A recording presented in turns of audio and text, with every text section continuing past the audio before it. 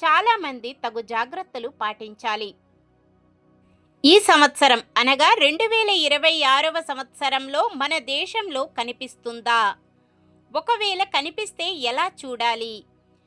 మనకు సూతక కాలం వర్తిస్తుందా?